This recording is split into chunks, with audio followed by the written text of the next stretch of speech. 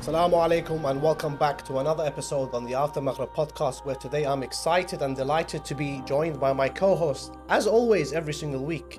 But today's discussion is going to be a surprising one, because many of you are binge watching Speaker's Corner on YouTube, or many of you are, looking around, listening to Sunni debates, Shia debates, everyone fighting one another. But more importantly, where do we stand when we want to pursue true knowledge and getting closer to Allah subhanahu wa ta'ala? Now, before I introduce today's guest, I want to welcome my amazing co-host, Ahmed. Assalamu alaikum.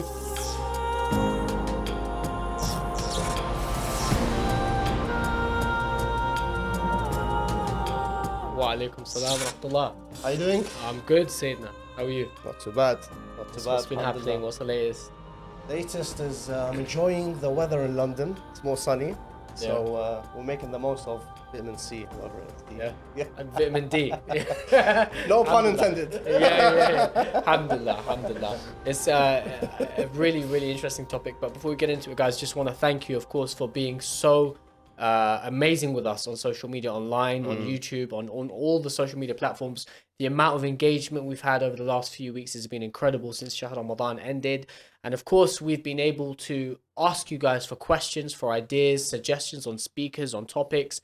And something that's come up in the past is, inshallah, something we're talking about today. And what is that, Sayyid? You mentioned? And that is, the theme is, for example, da'wah being out of control. Because, we get confused. We listen to X, we listen to Y, who's saying the truth, who's misleading us.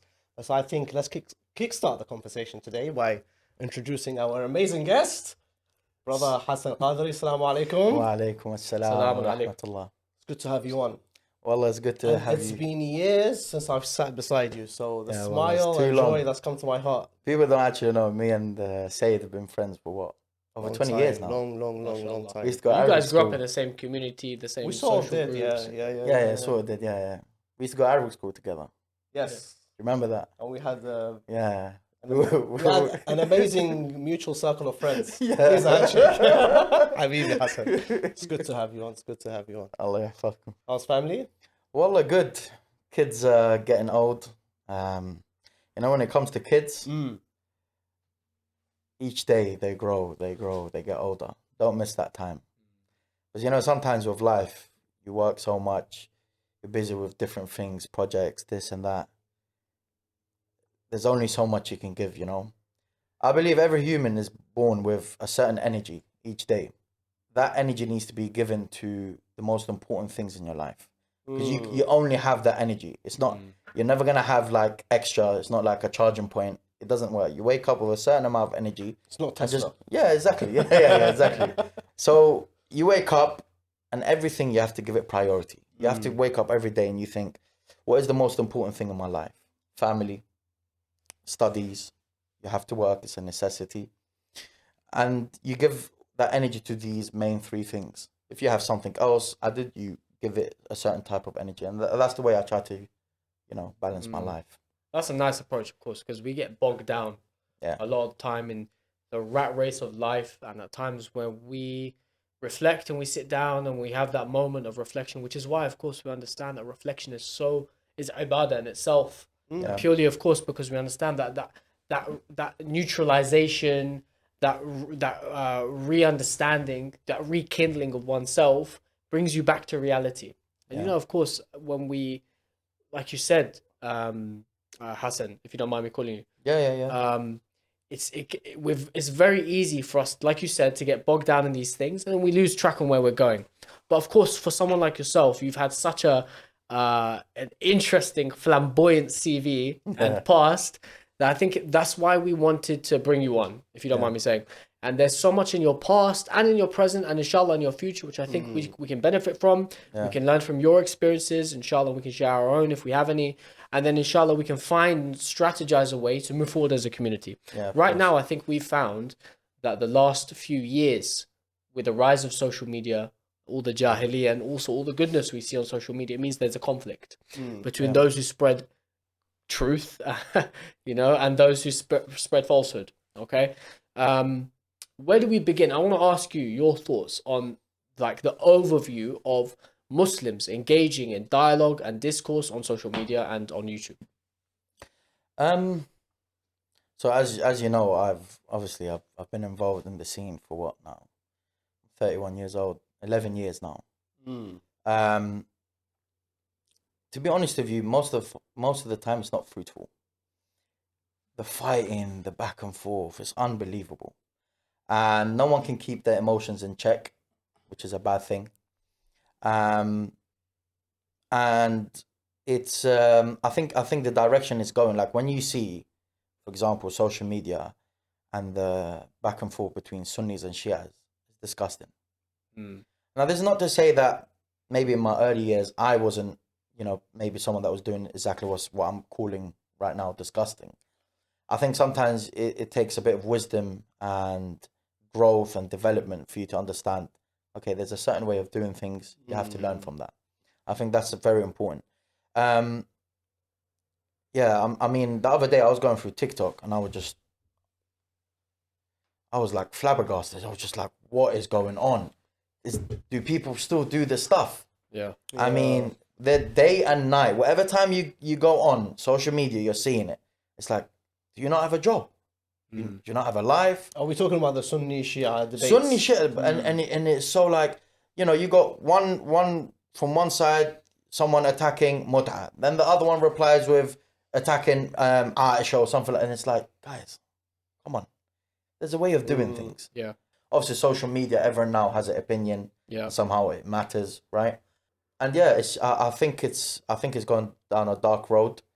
But I also believe, I don't think it's controllable. No one can control it. It's nothing you can do. It's like you said, it's not controllable. Dawah is out of control, literally. I remember maybe when I was probably 18, 19, 20, I've been Speaker's Corner a few times. And I think at that time, it used to be, I think, more sensible. I don't know. I think it was like more filtered, more calm, more everything. But now it's more like everyone's trying to score points. Yeah. And trying to win an argument and try and possibly get more views online. I have Can no I idea. ask you, sorry, because we've got quite an international audience. Yes. What is Speaker's Corner? Speaker's Corner, correct me if I'm wrong. Yeah. It's like the only corner in the United Kingdom where you can say Hyde what Park. you want Yeah. and not get arrested. If I'm not mistaken. To a certain To a degree, certain- yeah. As long as it's not like, wouldn't be defined as hate preaching. Yeah. Okay. It's Actually- historically known as a free speech corner. Yeah. Yeah. And believe it or not, Speaker's Corner is actually like in TripAdvisor, where people actually like recommend this No, place. people go there. I mean, when So when it's the like a sun tourist is out, attraction, yeah? yeah, when the sun's out, it's summertime, it's busy. Yeah. I only ever went once, ever. Okay. I'm talking to Speaker's Corner. Obviously, Alright, I alright, mean, alright. have I gone there when it was like, I don't know, Arba'in March or something? Of course, but not there to discuss. I went there once. I was like, no way, no. Like, me and my friends always talk. We always say, so I went through different stages religiously. There was a stage where we call it beast mode, and it was just kind of like, fire, fight, go. I went there once, and I was still semi beast mode at the time, and I was like, no, this doesn't represent Islam. Like, what's going on here doesn't represent Islam. I never went back ever again. I don't think I would ever go So back. what about it doesn't represent Islam? Because a lot of us have gone through that, like you said, stages spiritually and religiously. Yeah. Our opinions, our ideologies have evolved, have changed over time. A lot of us would either gain our knowledge or question our knowledge on the back of videos like the ones we see on from Speaker's Corner. So what about it doesn't represent Islam? Is it the platform and the way in which people are engaging in polemics? Is it the polemicists themselves? Is it the tone and the way they speak? It's What all is three. it? Okay. All three. I'll tell you what though, they now you imagine that the time I went and what made me go was like week after week after week. I don't want to say Sunnis, I don't want to generalize, but let's say a group of Sunnis, yeah? So I think it's better wording to use. So these group of Sunnis, he's a kid walking past, he's Shia. And then they even tried it with him. It's like, leave him alone. And then there was a few times they got physical. Believe it or not, you know they're beating up a few Shias. You know that, right? And like, I know some guy, I don't want to mention his name. He doesn't, like, he's not the attacking type. He is not the he's not the attacking type verbally, like, talking about their revered personalities. No, he's a quiet guy, does his thing. They beat him up. So we kept on seeing that he's bullying these Shia kids and things like that. So I was like, okay, cool. This is how you lot want to do it? All right, no problem. So we went in and I had my books ready. And I had them in a bag. One of the brothers was holding it for me. I think it was my older brother. Probably going to get angry that I mentioned it. But yeah, my older brother was holding it for me. We go in and so I said, I went in and this Sunni group was there. And I came in, I said, listen, I'll debate 10.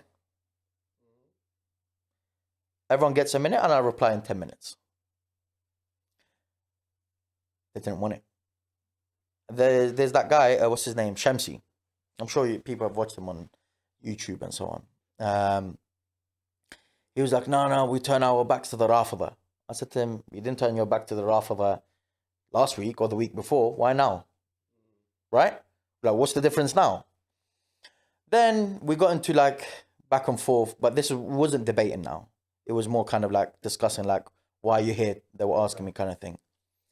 And then he goes, yeah, we don't debate Ahlul Bid'ah. They've got a principle where most Salafis would abide by it, is that they don't debate the people of innovation, because the people of innovation will make the layman affects them, right? So, if you don't mind me interrupting, some of the names you mentioned, and obviously some of like the tactics that you've mentioned are strategic, and of course, unfortunately, like you said, a lot of youth, Muslim youth, especially Shia youth around the world, are getting targeted directly or indirectly.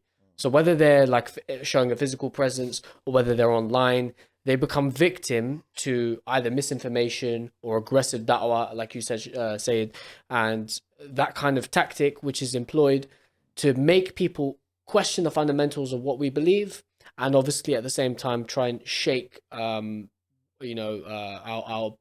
belief system in our community, and our trust and our certainty in our speakers and that kind of stuff, our books and so on. But on the online scene, because outside of Speaker's Corner, people don't know about what happens on the ground and have the same sort of stories that you do. But on the online community, this continues. So on a day-to-day basis, like you said, on TikTok, on YouTube, there are series that are produced. There are, 1-minute clips, 10 reasons to leave Shiism, I saw today. Things like that. Where do we begin to understand this? What do you reckon, Say? Because obviously, I know you've come across some of these. Just interrupt to say it. Sorry, no, there's no interruption. Yeah. Well, they give 10 reasons. I'll give them 30 reasons to leave Sunnism. It's like, okay, thank you. By the way, even them 10 reasons that you're mentioning, it's like each point will get absolutely... That's fair, but then doesn't that develop a back and forth which becomes futile? So you can give 10, he gives 30, he gives 50, he gives 100, and then it's a never-ending cycle. So some might turn around and say, what's the point of this? At the end of the day, like you said, hadith, of course, from Mir al-Mu'mineen, Ali ibn Abi Talib, where he says, of course, I'm paraphrasing again, people don't know the truth, and first look for the truth, then look to those who adhere to it.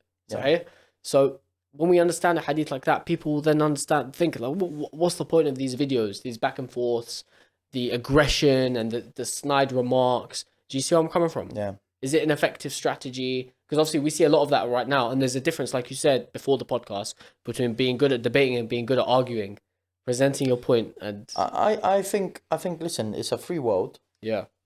And when we look back at, like, for example, the time of Imam al-Sadiq alayhi salam, where like the different schools of theology started to really flourish and establish themselves to a certain degree, you see the companions of the Imams, Hisham bin al-Hakam had a friend, his business partner, if my memory serves me right, was from the Khawarij. He would sit there and, he would debate them, but there wasn't that kind of, belittling kind of thing. Now, of course, maybe is there a riwayah or two where one of the companions did do that? Maybe, yeah. But I'm just saying, generally, that wasn't the case. Now, and, like sometimes people might be like, oh, but you did it to me. But I'm like, okay, guys, I mean, that was like 10 years ago. It's finished now. No, that approach is wrong. I think like if you want to make a video and you want to refute, for example, Sunnism or atheism or feminism or whatever it is, do it. Best one is be sure of what you're saying. Know what you're speaking about. You know, and I tweeted it today. There's a companion of Imam Al-Radha and Al-Qadri alayhum as-salam. His name is Yunus bin Abd al-Rahman. This guy was one of the greatest companions of the Imams.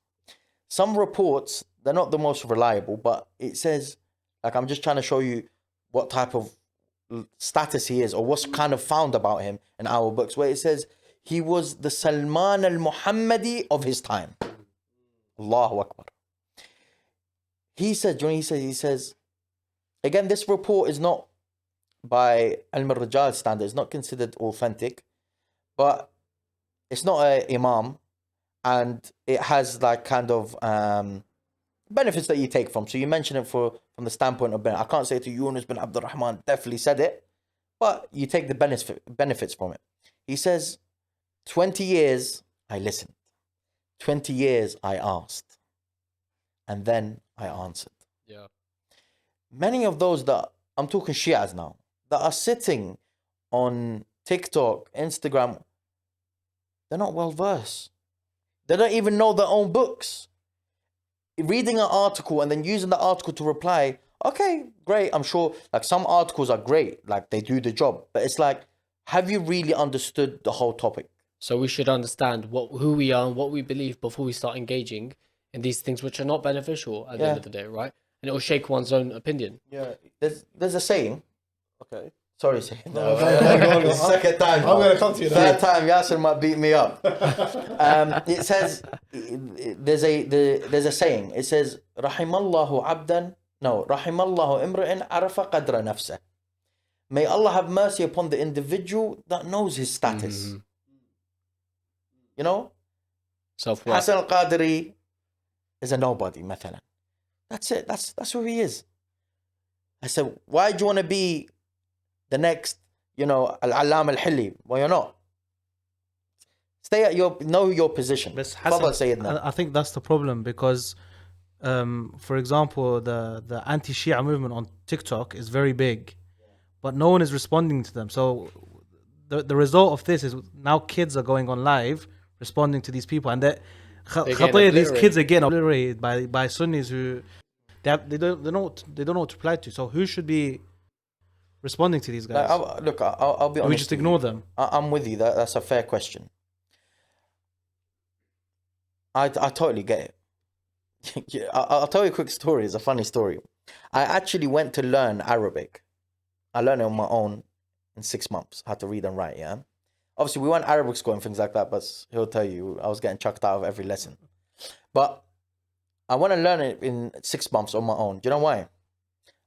I did exactly what these young shabab are doing. It was on Twitter, and it was, debate, article, found the article, put the scan, but I didn't know how to read Arabic at the time.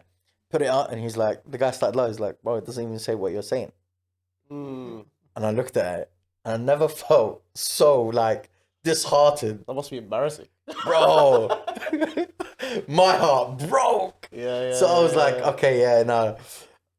Okay, leave this. You got to go back to the books now. It shows the importance that you need to know what you're reading and saying before you even share this knowledge that one thinks they possess to the world. But I think a question I want to ask, and I think it's a serious question. We as Muslims, ultimately, we want to get closer to Allah subhanahu wa ta'ala. 100%. Now, I don't think I think this mainly affects youth. Because I don't think the youth nowadays want to, spend their lives and hours and weekends and online time debating, for example, who was first and, who's the fourth caliph, for example.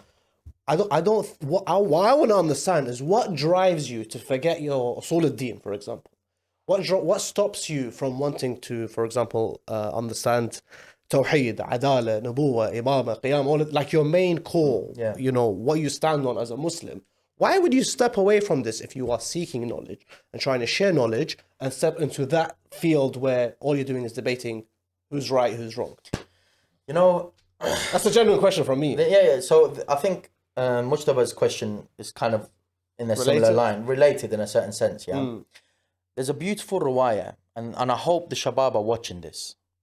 I know that burn in your heart. You know, they're saying Shi'ism is this. Shi'as apparently, dishonor Imam Ali, this. So, into min hargat qalbak, from your heart, you're going to reply. And I get it. It's a defense mode. It's a defense mode. Reactionary. Do you know what got me into seeking knowledge? Shall I tell you? It was my friends that were Salafi. Ajib. They went to Yemen for like 2 years. Came back, they were like, you're a kafir. Sorry? I used to eat from the same plate as you. You're a kafir. You lot are mushrikeen.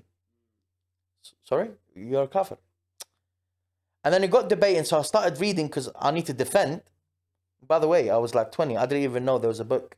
Our main book of hadith is Al-Kafi by Shaykh Al-Kulaini, right? I didn't even know that existed.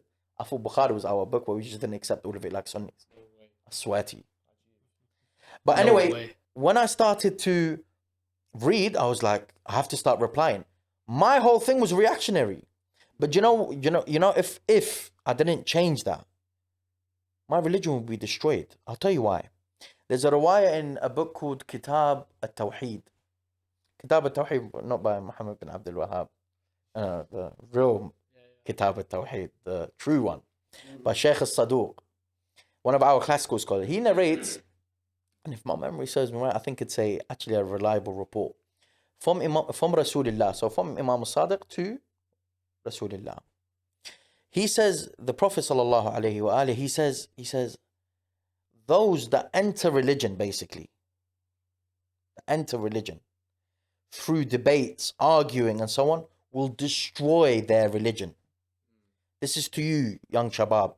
Know that you are going to destroy your religion by doing this. It's a fair point by Mujtaba, by the way. Someone needs to do the job. I actually believe someone needs to go to Speaker's Corner because now it is a platform. Bro, Habib, have you not seen, I'll use Shamsi again, the views that he gets, the Ma'af Shunu, and now because it's a platform. I think only a certain type of person needs to get involved in this. I see what you mean. There's a strategy, and you gotta have decorum in the way you approach it, and you've got to be strategic. When it's the scholars, by the way, when it's like a serious Sunni scholar and a serious Shia scholar debating, that won't be the case. Why? Because all you need to know is his methodology in like history, hadith, Quran, and so on. That you need to know. But these guys, they're not scholars. Bro, Shamsi does some crazy things. So he goes, because a lot of Shi'as, I've seen it even on TikTok, they'll be like to him, but you lot believe Allah has a body. And he replies, and he starts twitching a bit, and they're like, I'm making a sick point. He goes, yeah. Do you exist? Shia guy says, yeah. Does Allah exist? Yeah. Is it the same thing? No. So there you go. Allah has a body, but it's not like ours. You're like, what's going on? Baffled. But you know what? Shamsi's really good at that. He makes himself seem like he's right when he really hasn't. Can I just do this though, Mujtaba? Do me a favor, yeah. So whoever's gonna watch this, I want you to put a timer now. So I'm gonna destroy the point in 2 minutes, yeah, because I think it's important. Because don't ever use it again. Yani kafi bad. You know what I mean? Let's do that. Are we right with that, put a timer. Not now. When you're editing or whatever, do that. Yeah. Okay. So I got 2 minutes. So 120 seconds. Yeah. Yeah. Okay. Cool. Bismillah. Bismillah ar-Rahman ar-Rahim. Allahumma salli ala Muhammadin wa ali Muhammad. Okay. So you have language is limited. The ways human beings communicate with each other is limited. Yes? Limited. That language is limited. Allah is unlimited. So when I say Allah is merciful and Zayd is merciful, there is no other word for me to describe Allah except by me saying merciful, because even the word mercy doesn't actually do justice to Allah. So it's not the same thing. Now he said that, right? But we're saying, no, but you're saying it, but it's not the same thing. You exist and he exists, but it's not. No, we're saying Allah is merciful, Zayd is merciful. Language, the way that we communicate, us human beings, is limited. So the way that I describe Allah is going to be in a limited way, but He is not limited. And His existence is not the same as my existence. Because if it is, then we have a problem. Second point, last point. What are we on, Mujtaba? How many seconds? Not keeping count. Okay, no problem. Hopefully you count it. Let's see how long we can do it. Second point is, okay.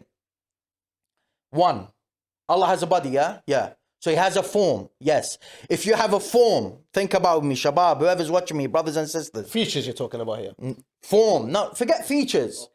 Because He says His hand is not like my hand. Okay, whatever that means. But it has a form. When I say, for example, this cup has a form. Sayyid has a form, right? When you have a form, that means you are limited to that form.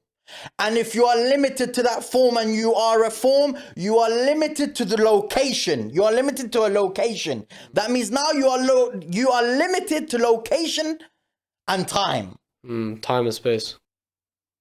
Have you understood the argument? Yeah. So, you know when usually when he argues it, he twitches and like, yeah, I did a good job. You didn't do a good job.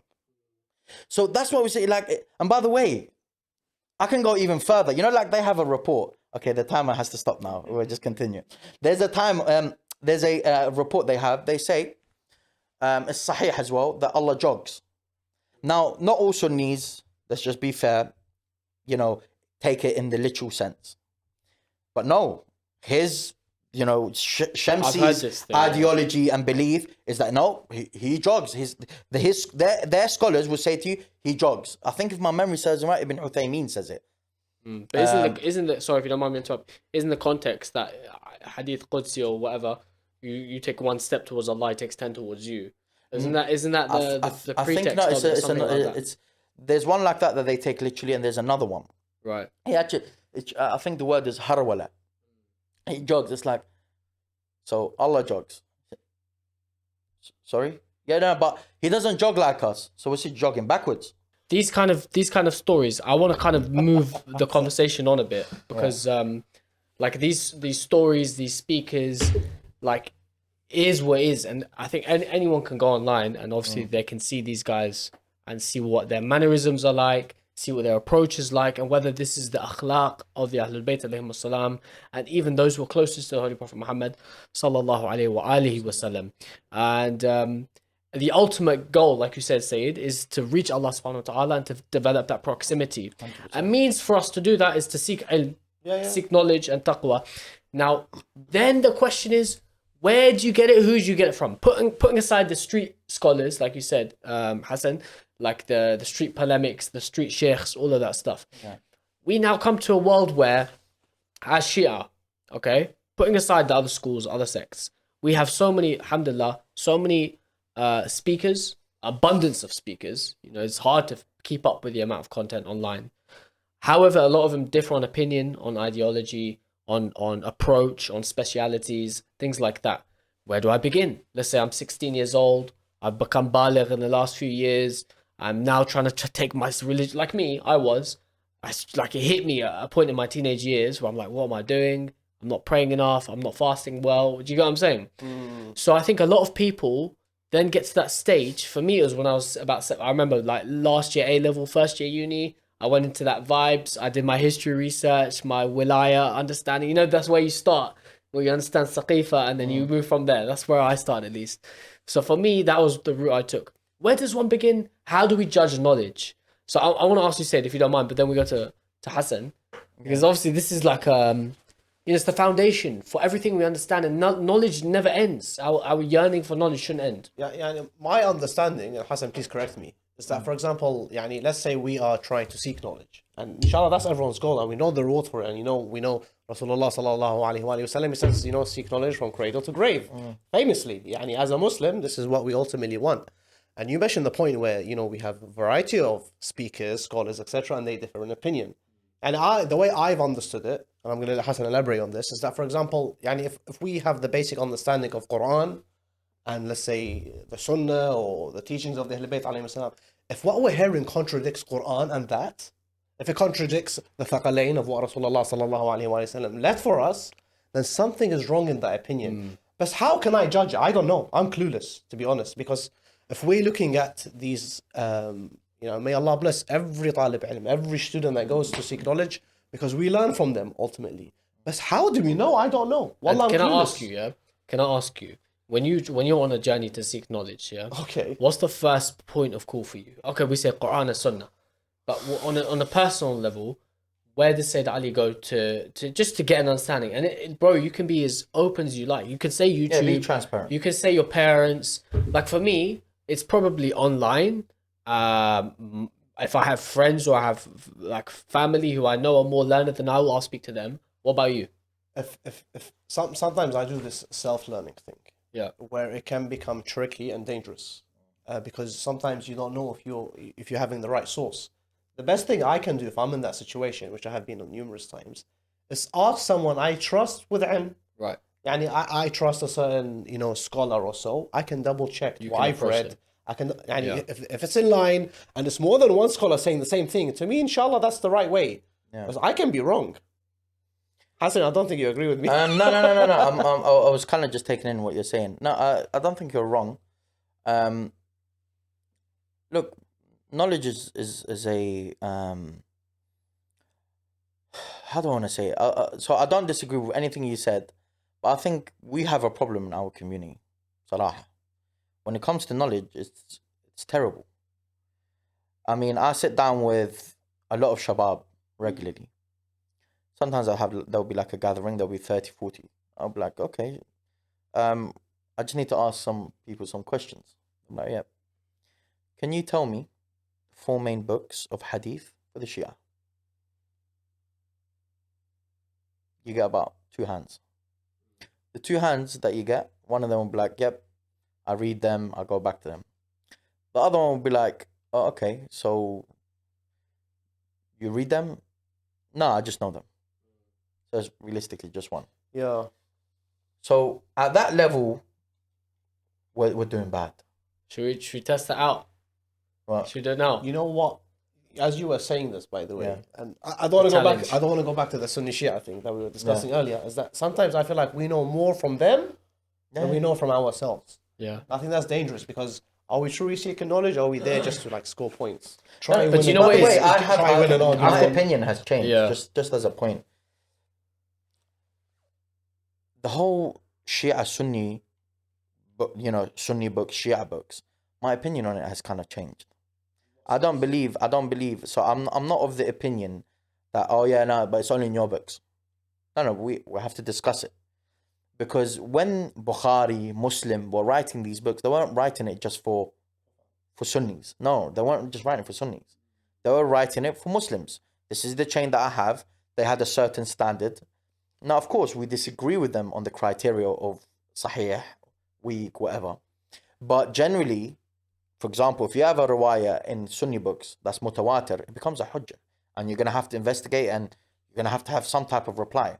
Now, obviously, we don't want to get into it. I'm just going to stop you. No Before you get to your Sunni Shia point, stuff. sorry, Let's move on. Before you get into this point, what is mutawatir? Is it when there's Oh, so- numerous hadiths matching Yeah, so the when a hadith? hadith has been transmitted with so many chains, Yeah. You can't deny it. It's yeah, irrefutable. but at every level. So, for example, you have here, mathalan, that we have Mujtaba's about to go to sleep. Mathalan. Yeah? He's laughing. Mujtaba's about to go to sleep. You got 6, not 6, let's say 15 people see it. Then their students, the 15, each one has a different student. They narrate the same thing, becomes mutawatir. And they're legit. They can't sit down in one place. Like, in most cases, 99% of the time, let's say, you're not going to get people comes sitting down, oh, you know what, we're going to gather, we're going to lie about it. And then they're all narrating the same thing on each level, chain out, narrator after narrator. Yeah, So- and they're legitimate. Yeah, Yeah, they're legitimate. reliable people. They're trustworthy narrators. All right. No. So there's a discussion there. So some of them would say that all of them need to be trustworthy, but from what I've seen, it seems like majority don't believe so. Right. Okay. Because a liar doesn't always lie, right? Okay. Interesting. All right. There's technicalities. Yeah. But going back to the initial conversation on seeking knowledge. Yeah. Okay. What's like the layman will do this thing, like Sayed said, and I've said, I'm definitely a layman, but in the sense of seeking knowledge from those around us, obviously them everyone will grow up, and everyone wants to. If I'm not mistaken, there's hadith about it, about being a better parent than your own parent was, and that kind of thing, and trying to improve on the generations before you. So everyone will ask, reflect on what they've been told, and then reassess and see if this is something I implement in my life, if this is ideology I accept and adopt. Do you know what I'm saying? But that approach might only be a primary form of approach because we lack a means to seek knowledge. When I say that, I mean, for example, okay, we have, like I said, an abundance of speakers, we have content online, we have courses in some centers, in some mosques, in some hawza in the UK, for example. But other than that, is it a case of we lack quality of content? Is it a case we lack quantity of content? But why is it that you said that the majority of our shabab lack knowledge? Is it because we don't have enough options? Is it because we lack the fire and drive? So I think it's like a dominoes effect. Yeah. You know, it's a thing that we've picked up from generation after generation now. It's been like this. It seems like it's been like this for the last few centuries. That it's just dying down. And it's kind of more like there isn't an interest in knowledge. When people want to go majalis, it's just you know, you more or less want to go to the majalis and you just want to, you know, it's kind of like we're just waiting for that last part, cry a bit, feel good. Because you know when you cry for the Imams, alayhum as-salam, the Ahlul Bayt, Cleanses your soul. it cleanses your soul. Like there's no doubt about it. The feeling is amazing, right? But growth is the ultimate goal as well. It's like, isn't it? like when the Imam says, for example, when Imam al-Sadiq alayhi salam, Nabi Abdullah al-Sadiq alayhi salam, when he says, for example, cry for my grandfather Hussein, he's telling you that not because that's the objective, that's the means to the objective. Why? Because one, when you're crying for the Imam, you're crying, one, cleansing your soul. Two, you're attaching yourself to him. You know, you've got an emotional attachment to him, not just on a spiritual, historical, mental. No, it's spiritual. And when your spirit and your emotions, that means even your physical sense is connected to him. Yeah. Do you see how beautiful it is? Yeah. But that's all there, that you're doing it. Why? To reach Allah subhanahu wa ta'ala. You know, the first verse that came down upon Rasulullah, اقرأ باسم ربك الذي خلق. Read, knowledge, seek. Every single prophet came to teach you knowledge. What are we doing? There's a riwayah from, my memory serves me right, either Imam al-Baqir or Imam al-Sadiq. He says, I wouldn't mind to whip the heads of my companions until they have tafaqquh, understanding of deen.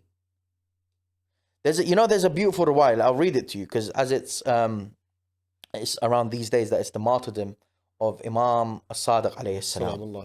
So the riwayah is found in Al-Kafi, our most reliable book, and the chain is as authentic as it can get.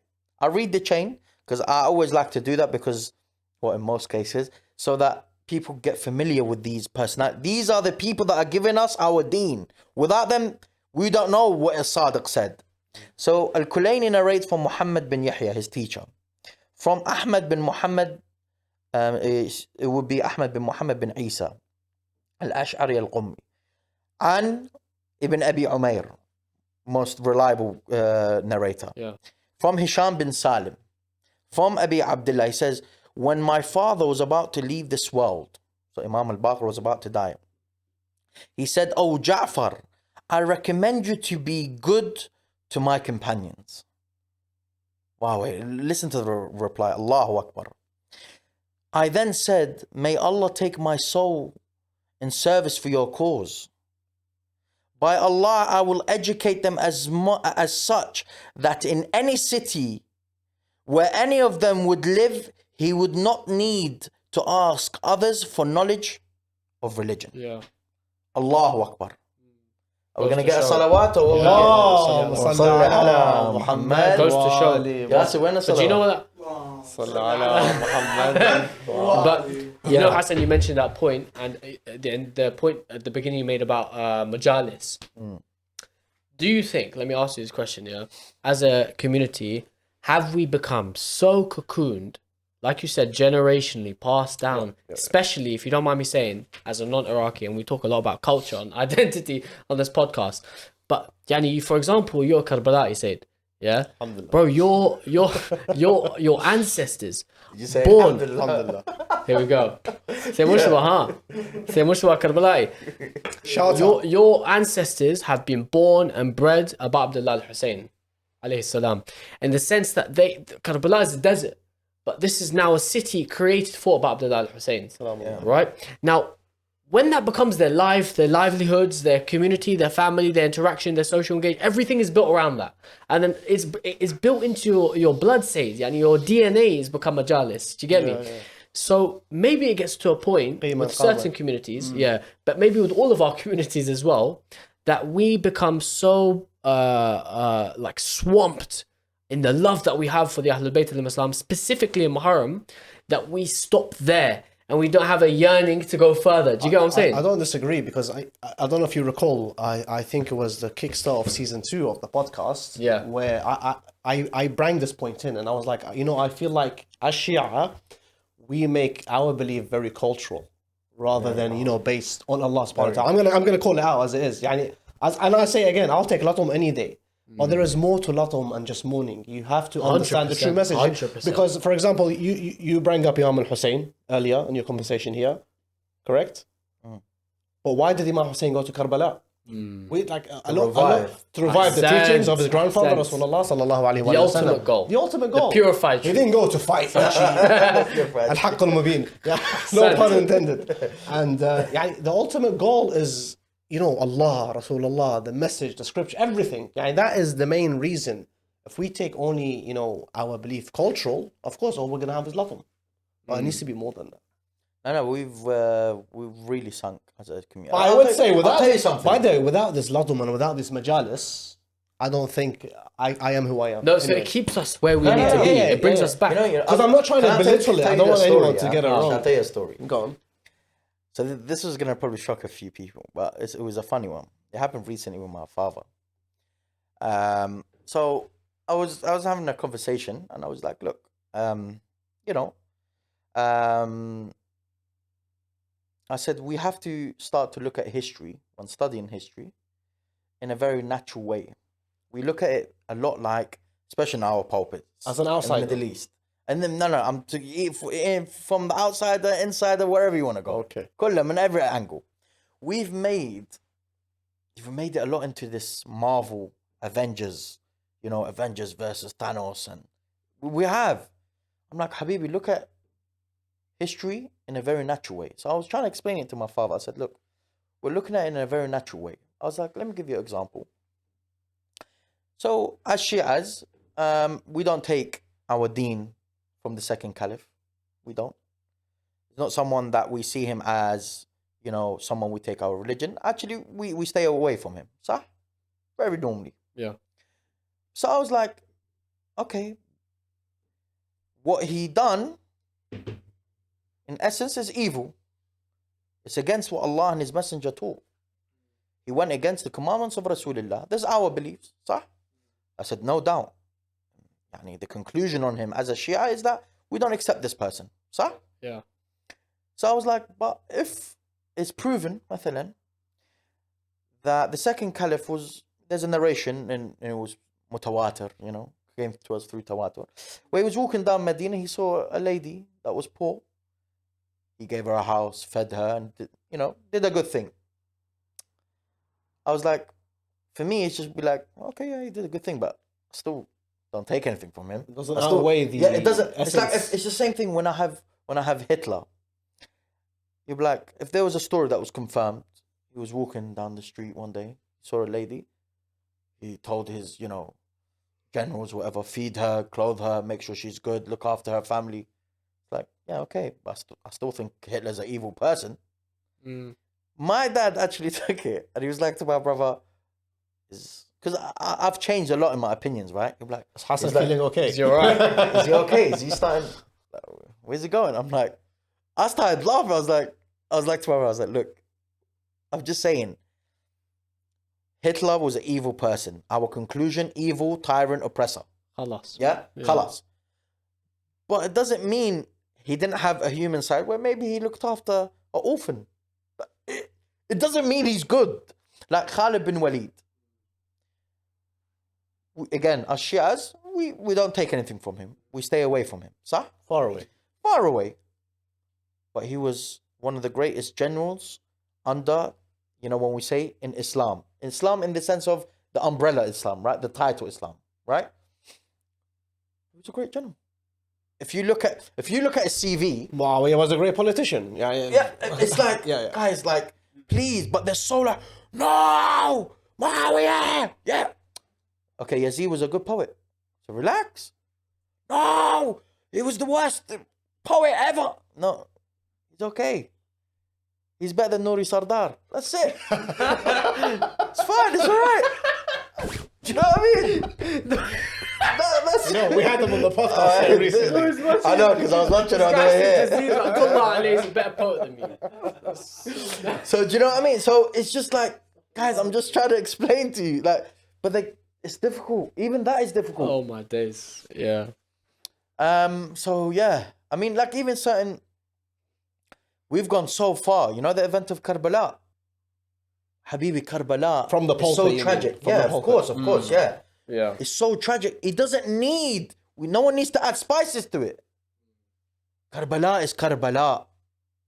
Allahu Akbar. Abi Abdullah al-Hussein stood in front of the army of Yazid. Salaam And his whole family got. We don't need to do these things. It's a problem, wallah. But I'll tell you something. It's very hard, wallah, it's very hard. Because, we was talking about it before, we turned on the cameras and so on, is that, especially now, I haven't become mainstream anymore, right? I'm very like in my own lane in a certain sense. Not in my own lane like I'm this Share with us your journey. great personality, yeah? Okay. But you know what really makes me stronger? I got attacked by, these extremist Sunnis, and I didn't sweat. Not even sweat. And that's for two reasons. I come from a very masculine household. My dad is like a army general, wallah. And he taught us manhood from young. Like when I used to get sent home for fighting. Positive masculinity. Of course, Yes. yeah. Just to clarify. Yeah, no, of course, no, 100%. You can't be a Shia and have toxic masculinity, 100%. Nah. But Rajal, you care about your honor and your dignity. I used to get sent home for fighting from school. The door get open. Did you win? Yeah. All right, come in then. No, and this is not to say when I came in, he didn't say like, why are you fighting? No, he questioned me, but it's just like, Rajan. Yeah. We used to live in an area where we was like one of the first Muslim family. They would try to pull my sister's hijab off. I was a young kid. Haram was my brother that had to deal with it. So from the get-go, Yeah. the men in the house is like 7, 8 years old. Sir Rajal, be a man. But there's and you know what? It's the stories of the companions of the Imams. Do you know why I say companions of the Imams? Because the Imam is ma'soom. He has al-ilm al-ladunni, right? He has that divine knowledge. And there's actually a ruwai where the Imam actually says, I'm paraphrasing, I can't remember exact ruwai, but he says something along the lines of it's the Shia that are on greatness. He's like, because we're Imams. Yeah. Again, I'm paraphrasing. It's not word by word, but we're Imams. We're already there. Yeah. We're already there. You lot are working with trying to strengthen your heart. But I always go back to the companions. But there's a really nice riwayah. I think the hadith is found in a book called Rijal al-Kashi, or some say Kashi, and it's about the companion we mentioned before, Yunus bin Abd al-Rahman. Yeah. So it says the righteous slave. So sometimes in the riwayat, when you go to it, so just for those that know, inshallah, they're reading more hadith, there's certain titles for the Imams that you like, Abi Ja'far al-Thani. Here it says Al-Abd al-Salih. So Abd al-Salih here means Imam al-Kadhim. Well, he says, oh Yunus, listen to the words. This what really makes me not care about what others say. Listen to the word, how beautiful it is.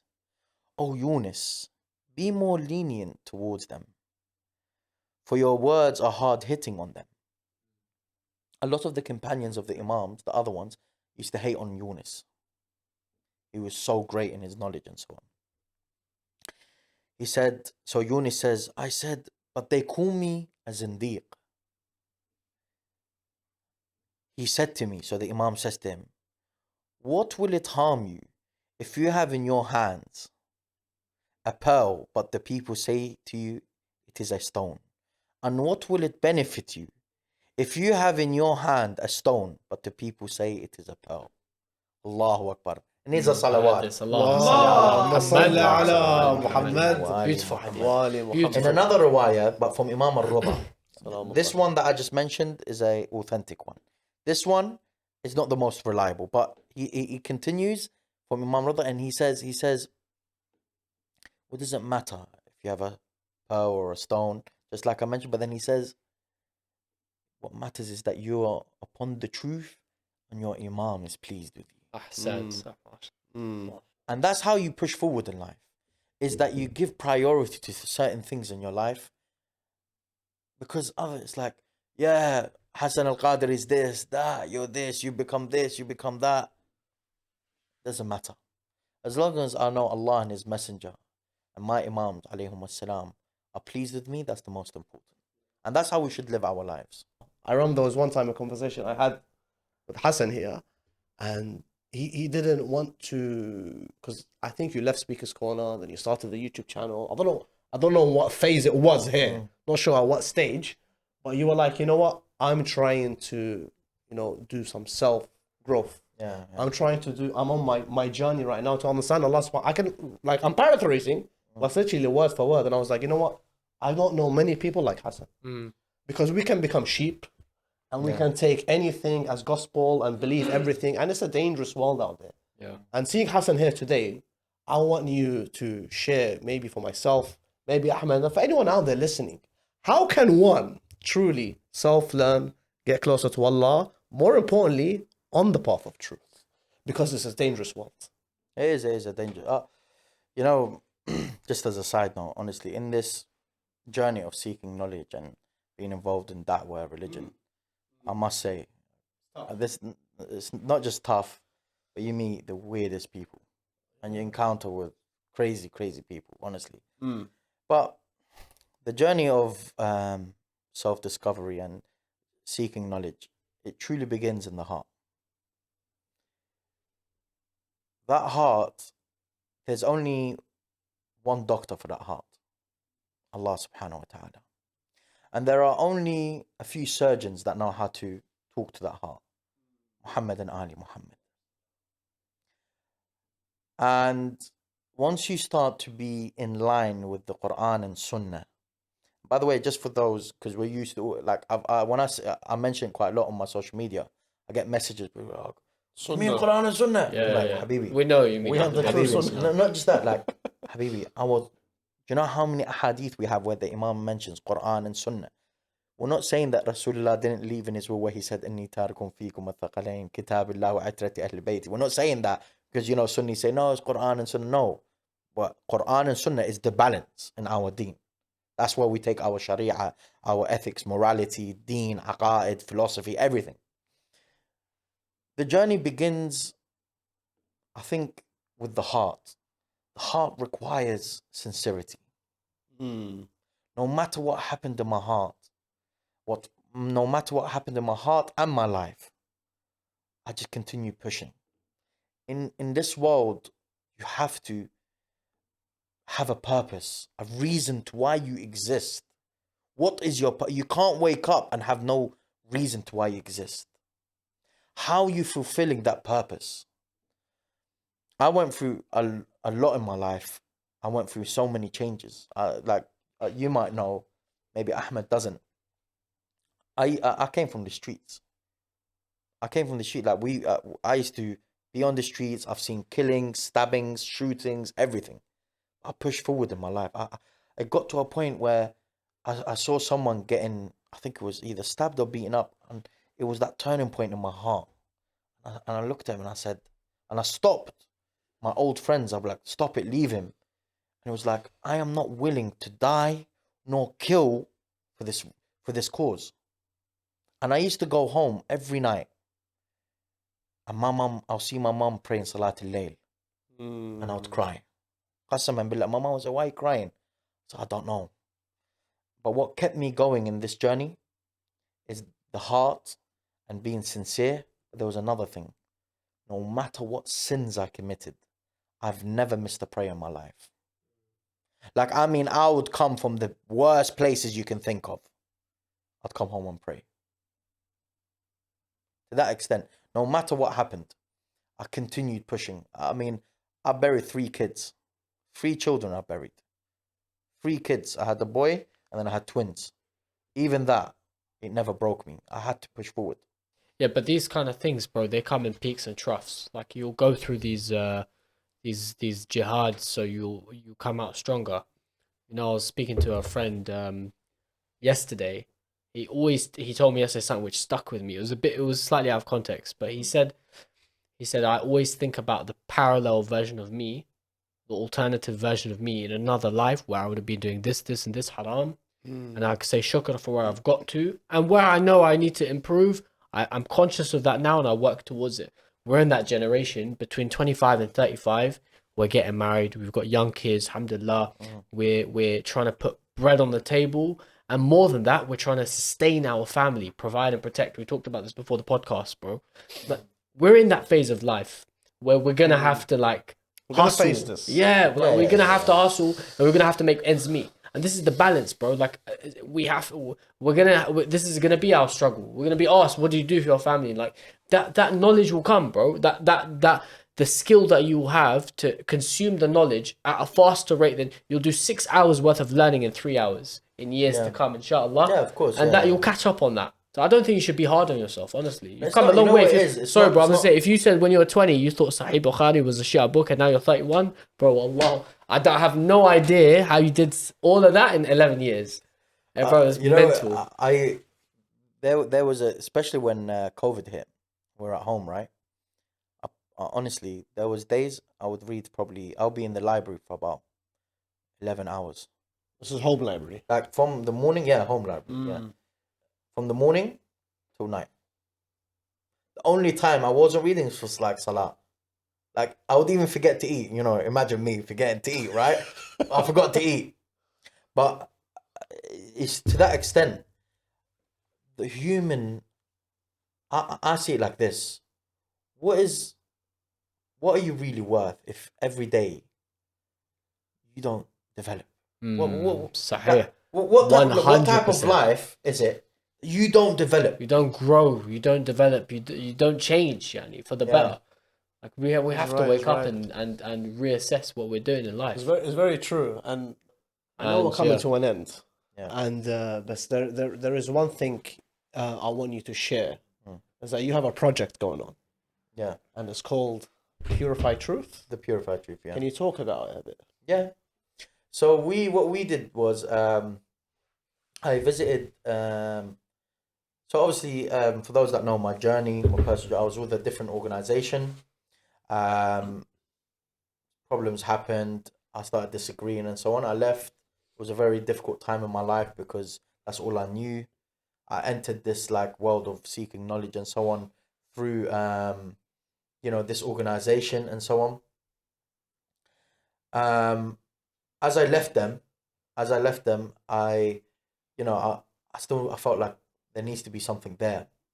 So I went to Saudi Arabia in 2018, I think it was. Hassan went to Saudi. Yeah. Oh man, I've got stories. That's another story. Allah Maybe Akbar. part 2 or something. Honestly. But there's stories there. What happens in Medina? I met Station? Sheikh Ahmed Salman. So he's my friend and someone I obviously look up to and learn from. And yeah, he kind of motivated me. The actual name, it was a name that I had from years ago. That was like my Twitter name from years ago. It was actually a sister that converted to Shiaism. Like, it was like, oh, why don't you change your name to like the Purified Truth? I was like, oh, that's a good one. So I did. Has a nice ring. And yeah, and it started from there, and we've been like we translated a maqtal by Imam al-Sajjad of what happened in Karbala. No one knew about it. I remember this. So no one even narrates it on the pulpits. It's found in a book called Al-Amali, which we translated now as well.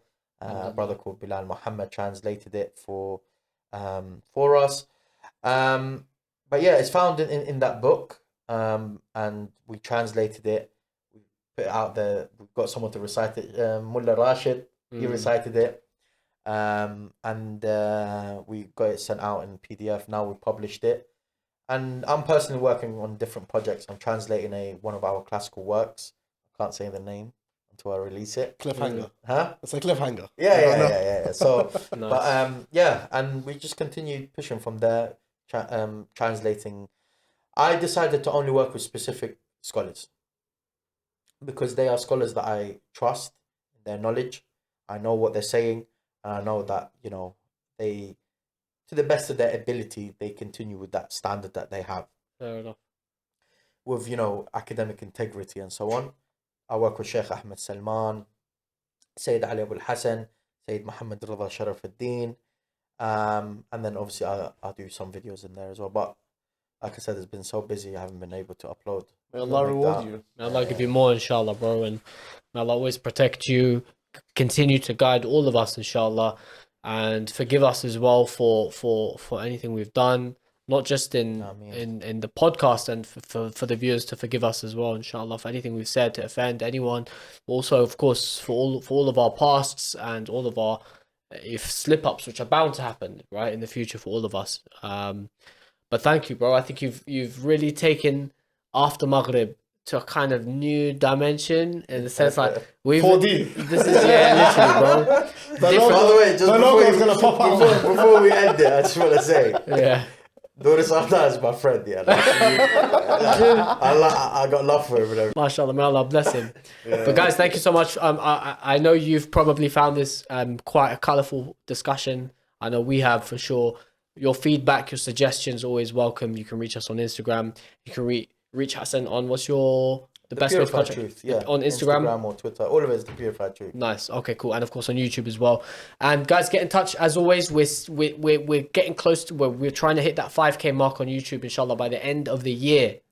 So help us get there. Share it with your family and friends. Hit that notification bell so you know every week, inshallah, when we release a podcast, you're the first one to hear about it. We've got a lot of big plans to come, inshallah. Our goal is to serve Allah subhanahu wa ta'ala and the Ahlul Bayt alayhi salam. And the only way we can do that is through your support. So keep backing us, keep supporting, and we will see you next week. Assalamu alaikum wa rahmatullahi wa barakatuh.